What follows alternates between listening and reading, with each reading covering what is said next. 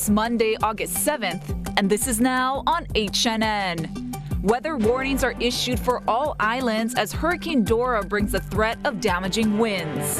Big Island police are searching for witnesses to a hit and run that left an elderly man dead. You have to be able to negotiate and talk to the opposition to make a deal. Hollywood remains on hold as the dual strike continues with no end in sight. How audiences may soon feel the impacts. This is way better than Zoom. These stories plus Hawaii's public school students head back to class. Casey Lund has the details. All of this coming up on today's This Is Now.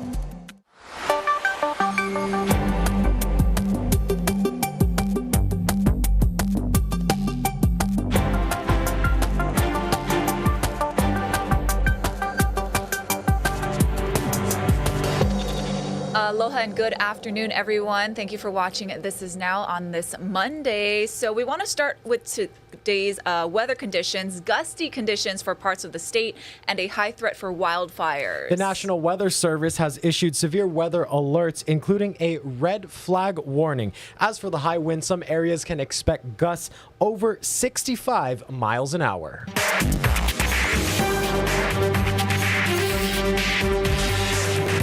These high winds mixed with the dry summertime heat has led to a red flag warning for leeward parts of the state. This means that a combination of strong winds, low humidity, and warm temperatures can contribute to extreme fire behavior, and it won't take much for a small fire to quickly grow out of control. It'll remain in effect until 6 a.m. Wednesday. A high wind warning has also been issued for all islands except Niihau. Sustained winds of 25 to 45 miles per hour will be possible, along with gusts near 65 miles per hour. Winds will even be stronger for the summit areas of Haleakala, Mauna Kea, and Mauna Loa, where easterly winds there are expected to be between 45 to 55 miles per hour, and those gusts can also exceed over 65. Forecasters say the strong winds could knock down trees, knock out power lines, and cause extended power outages. And to keep track of all the first alert weather conditions in your neighborhood and across the state, simply scan the QR code on your screen. It'll take you right where you need to be for the Hawaii News Now Weather Center. Board of Water Supply crews are working to repair a 16-inch water main break in Waianae. Officials said the break is located on Farrington Highway, fronting Waianae High School. At this time, 147 customers are without water service. This includes Waianae High and Waianae Intermediate Schools and Waianae Boat Harbor. Officials say the leak occurred in the median strip of the highway. Lane closures are in effect and drivers are advised to expect delays. Meanwhile, crews are also repairing an 8-inch pipe in the Ala Moana area. It's on Sheridan Street between Makaloa and Kapiolani Boulevard. Drivers are being advised to avoid the area, and it's unclear exactly how long repairs will take. We'll keep you updated on the latest on air and online. Hawaii Island police are asking for the community's help today after an 88-year-old Honaunau man was killed when he was possibly run over by a truck. It happened at around 12:30 yesterday afternoon in the Captain Cook area near the intersection of Mamalohoa Highway and Kiloa Road. Police say the victim has been identified as Theodore Lai Sr., got into an argument in a parking lot with a man driving a white pickup truck.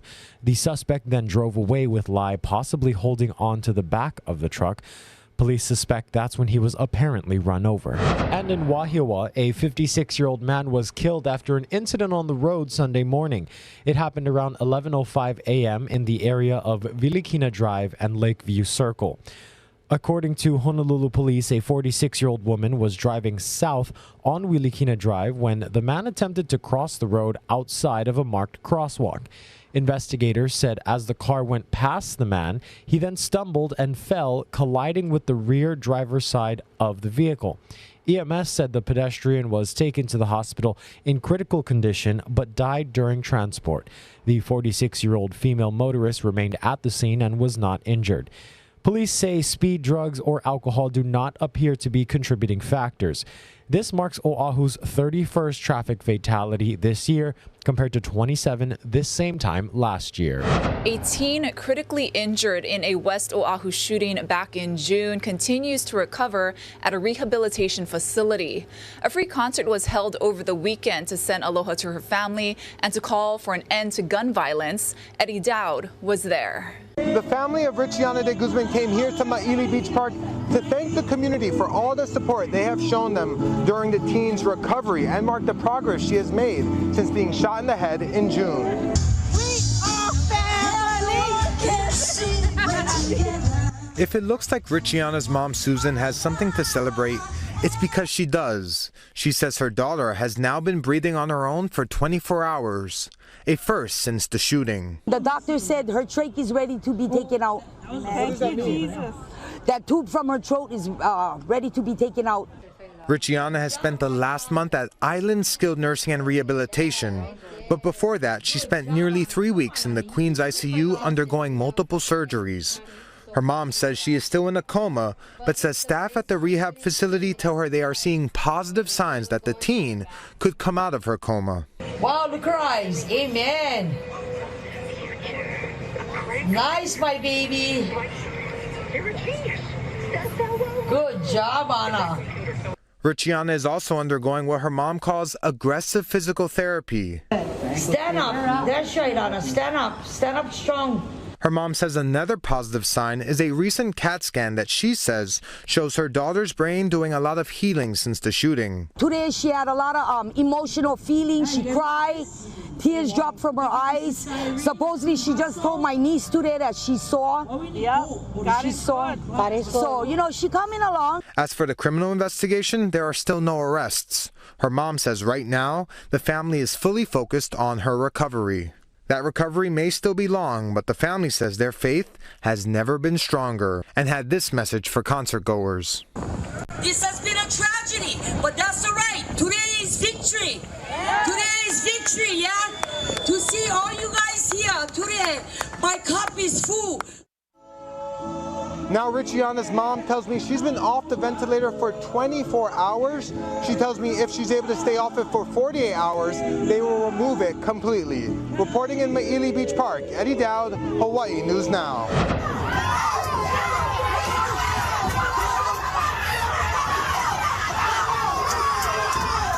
Several people are facing charges after a fight broke out along the riverfront in Montgomery, Alabama.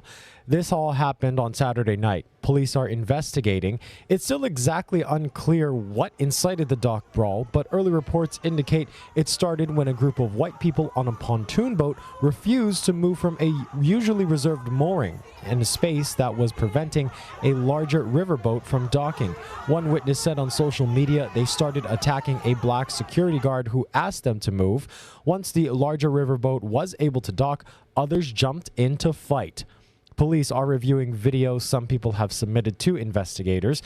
The city's mayor issued a statement on Sunday that said in part the Montgomery Police Department acted swiftly to detain the reckless individuals for attacking a man who was doing his job. Reed called it an unfortunate incident that should have never occurred. The last of the former Minneapolis police officers charged in connection with George Floyd's murder was sentenced today. In a Minneapolis courtroom, Told Tao was sentenced to 57 months. That's nearly 5 years in prison. Tao was found guilty earlier this year on state charges of second-degree aiding and abetting manslaughter for his role in Floyd's death in 2020. At the sentencing hearing, Tao spoke at length about his growth as a Christian during his 340 days behind bars. He said he was distressed by Floyd's death and denied any role in the crime. On that day, I didn't intend on doing any malice or anything like that, or try to hurt anyone. That was never my intent. I did the best I thought I could. Obviously, the outcome didn't come out the way I wanted it. I was hoping for a little more remorse, regret, acknowledgement of some responsibility. Less preaching. Tao is currently serving a 3.5-year federal sentence for depriving George Floyd of his civil rights. Tao's attorney says they will appeal. The other former officers convicted are currently serving out their state and federal prison sentences. Take a look at this. The U.S. Customs and Border Protection seized close to 100 illegal rooster blades. Officials say the items that are often used for cockfighting were found inside a truck at the Juarez-Lincoln Bridge on Thursday. Authorities say these ice-pick shaped blades are tied to a rooster's legs and used in the bird battle. The blades are so sharp that they often lead to the death of at least one of the roosters in a fight. Customs and Border Patrol say these items are illegal in the U.S. under a law that prevents the use or sale of sharp objects that are used in animal fighting events. Of course, cockfighting is also illegal in the United States. The Humane Society says some drug cartels use cockfighting operations as a method to illegally bring drugs across the border. The driver of the car with the blades was handed a $500 fine. Meanwhile, the Justice Department has released an update on prosecutions connected to the January 6 attack on the U.S. Capitol. According to the latest statistics, about 1,100 people have been prosecuted. Nearly 70% of those have been convictions. In total, about 632 people have pleaded guilty. Another 110 were convicted at trials. Investigators are still trying to identify more than 300 people involved in the violence that day. The DOJ says these people are wanted for violent acts on Capitol grounds, violent assaults on federal officers, or attacks against members of the media. The Red Cross has altered its blood donation policy to allow more gay men to give. The organization's previous policies banned most gay men from donating blood, regardless of their health. That was in line with rules set by the Food and Drug Administration. Back in May, the FDA changed those rules to rely more on screening questions about specific behaviors and medications to reduce the risk of transmitting HIV. Now effective today, the Red Cross has officially adopted those changes and is putting them into practice. The American Red Cross supplies about 40% of the blood supply in the U.S. Well, Hollywood remains on hold after writers and studios failed to reach an agreement on resuming negotiations after their latest meeting on Friday. Now, as this historic strike continues, audiences could soon see the impacts. Mike Valerio is in Los Angeles with more. Well, we are still in the depths of this Hollywood hiatus, and things are so bad at this point that the writers and the studios cannot even agree on how they want to begin talking to each other again.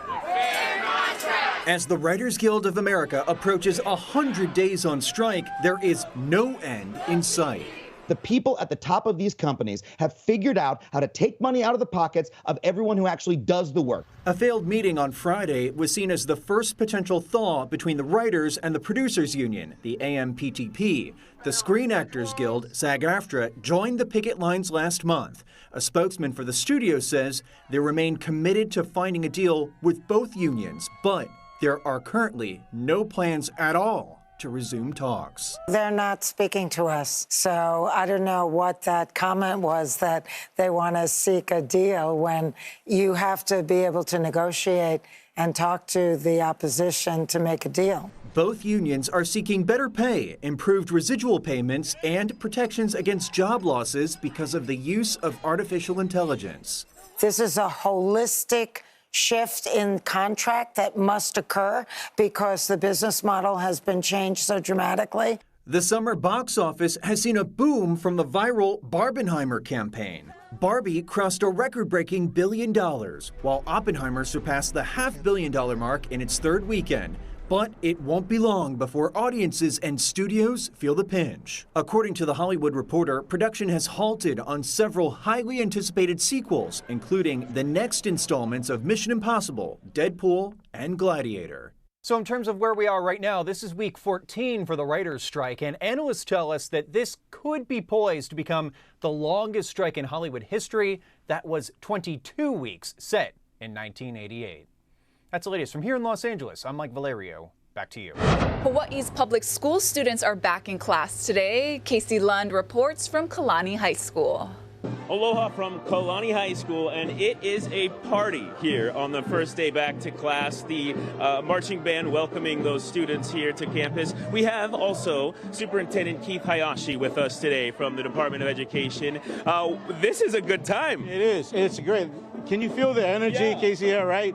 It is Kalani High School's band's playing. Parents are dropping off their freshmen. If I'm a freshman parent coming to Kalani High School, school's taking care of my children, you know? Earlier today, we talked to the student body president here, Kate, who mentioned the fact that, during her high school experience, a lot of it was during COVID. And so she didn't get this atmosphere, this environment. It's so special to be able to welcome those students back. And they really are trying to set them up for success. Yes, we know that in-person learning is where it's at. So being able to welcome our students back for another exciting school year is what the Hawaii Department of Education is about. I want to also ask a little bit about the goals for this school year. And I know that the Board of Education, there was set out a 6-year strategic plan. Can you talk a little bit about that and what the focus is going to be over these next 6 years? Sure. When you look at it, in 6 years, our kindergarten students are going to be in middle school, and our middle schoolers are going to be graduating. So it's very important. Our strategic plan, we're focused on having our students be globally competitive and locally committed. And it's about providing them with those engaging learning opportunities, rigorous, that provides opportunities for them to be workforce ready, college ready. Last question, Superintendent. I do want to address the fact that there's a teacher shortage. We still need to hire. We have hired. What would you say to somebody about why they would want to be a teacher in the state of Hawaii? If you feel the energy here, Casey, right, this is what it's about. Being able to work with our students, the best and brightest in our public schools, giving them the opportunity, engaging with them, being part of their learning journey, and being really able to make a difference in Hawaii, providing for our economy. It's about our kids. And we've got some great teachers in our state. Superintendent, thank you so much for being with us. We have got a lot more coverage on the first day back to class. It's an exciting time. We'll send things back to you for now. And as your keiki head back to school, parents are definitely thinking about lunches. For those of you who pack school lunches, be sure to keep food safety in mind. Mandy Gaither has more on what you need to know on how to keep your child's school lunch safe. A healthy meal is well balanced with members of all the food groups, but even a good lunch can go bad. If a lunch is not packed safely, any bacteria in any parts of the lunch will multiply. Sandra Eskin with the U.S. Department of Agriculture says children are among the most susceptible to serious foodborne illnesses. That's why she says it's critical to pack perishable lunches in an insulated bag with at least 2 cold sources to ensure the food stays under 40 degrees. Now, those cold sources can be anything from a gel pack to, in fact, a juice box or a water bottle. You can stick the juice box or water bottle in the freezer, then stick them in the lunch.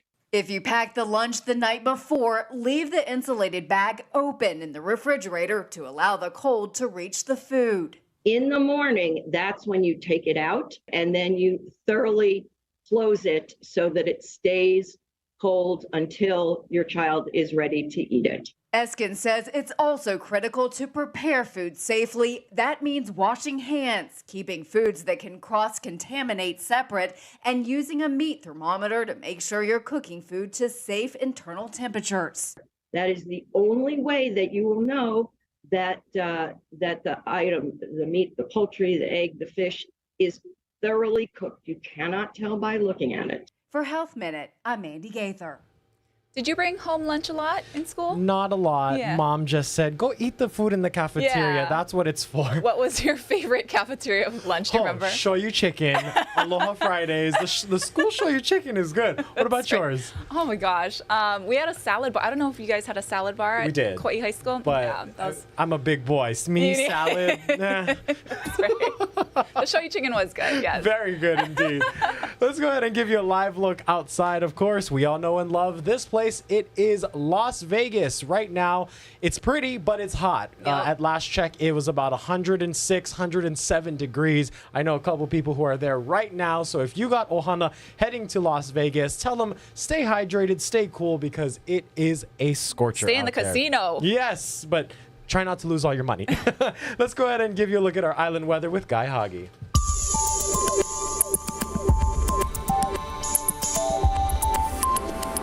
Aloha on this Monday. We've been looking at this for a while, and here it is now. Very gusty winds are coming across the state, and they could cause some power outages. Driving could be a little bit treacherous. Debris on the road. We could get property damage. Winds could be gusting upwards of 65 miles an hour today all the way through Wednesday. And because of that and the lack of rainfall and low humidity levels, there is a red flag fire warning for many leeward areas across the state. So heads up on that. The fire danger is very, very high. Now, let's take a look at Dora. Just around 600 miles to our southeast, it'll be passing to the south of the islands, so direct impacts are not expected, although indirectly we'll get those very strong winds, and there's going to be a lack of rainfall for the next few days. So it's going to be pretty nice in terms of sunshine, high temperature running to near 90, but again, brace yourself and prepare yourself for those gusty winds. And Dora likely to kick up surf, especially for south and east shores. Starting today, the waves will be rising. East shores could get to warning levels by tomorrow.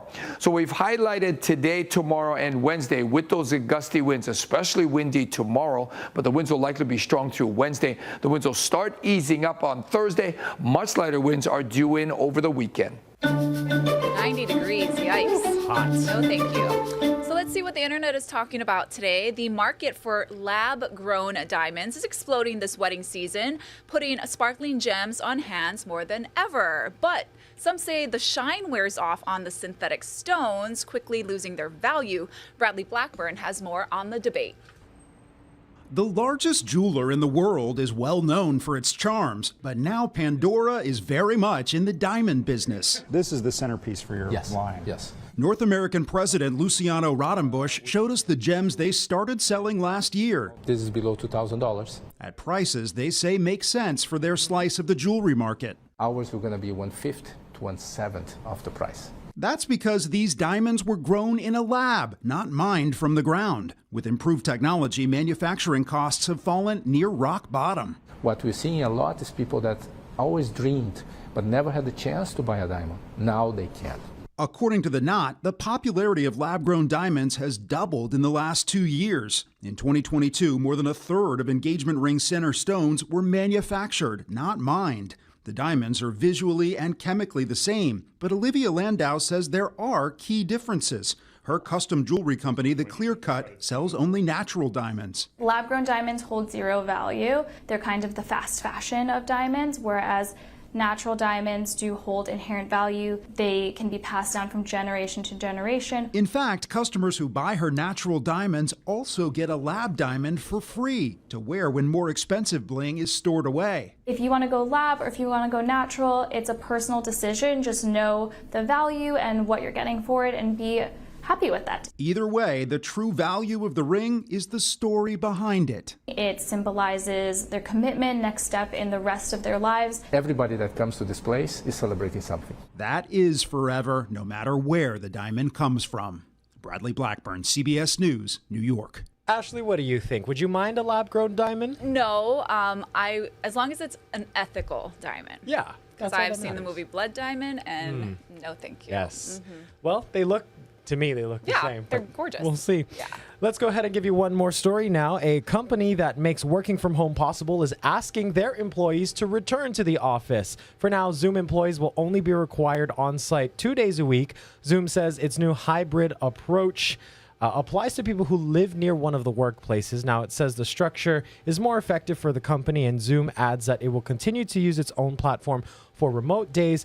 This comes among companies are reassessing how they work from home, letting some people stay away further and asking some to come back. So Zoom, time to come back into the office, guys. It's just funny to me that Zoom has offices. I know, right? Yeah. Thank you all so much for watching This Is Now. We hope you have a wonderful afternoon. Aloha.